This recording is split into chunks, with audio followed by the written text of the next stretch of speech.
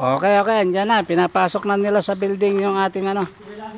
Yung ating makina for the 5.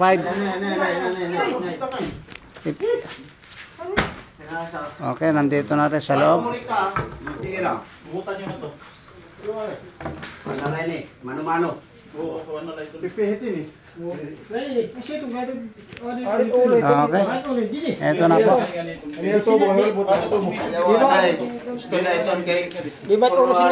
Eto na po mga ka-rice mill. Nandito na. Kami na akong bahala. Maraming salamat. Kami na akong bahala dyan. Okay na yan. Okay na po yan. Ito na po yung buong ano.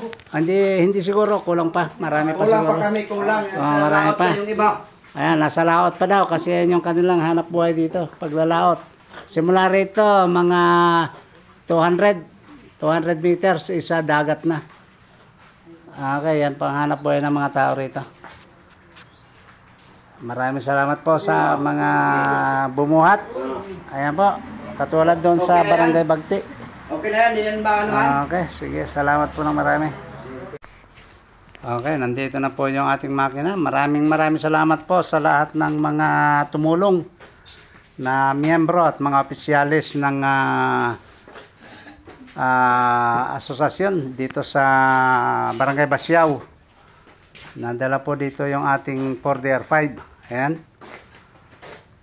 Okay, ilang tao, hindi natin na nabilang. Pero mas marami yun doon sa Barangay Bagti kasi more than 20 persons sa sobrang layo.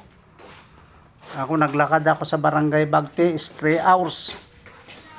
So sila sinabot daw sila ng 8 oras from Barangay Burabud papunta ng Bagti. Kaya sobrang layo niyang ano na yan, Barangay Bagti. Doon tayo nagkasakit. Okay pa, maraming salamat po ulit sa mga taga Basiao. Lalo na sa mga miyembro na tumulong. At ganoon din sa mga hindi tumulong, maraming salamat din po.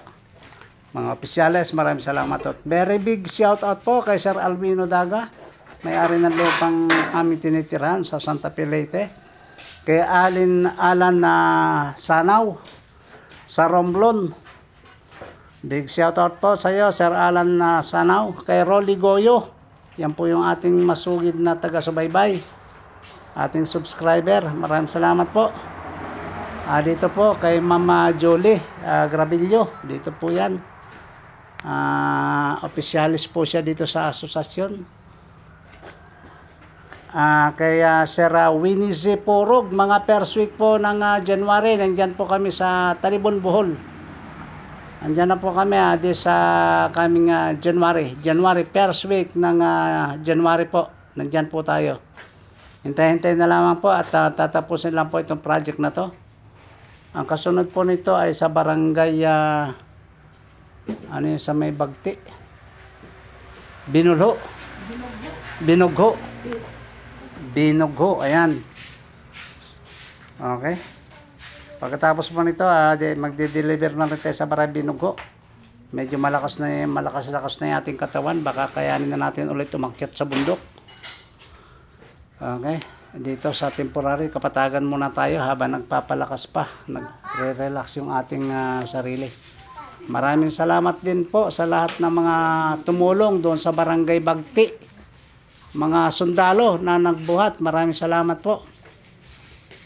Maraming salamat po. Ganito na lamang muli at maraming salamat po.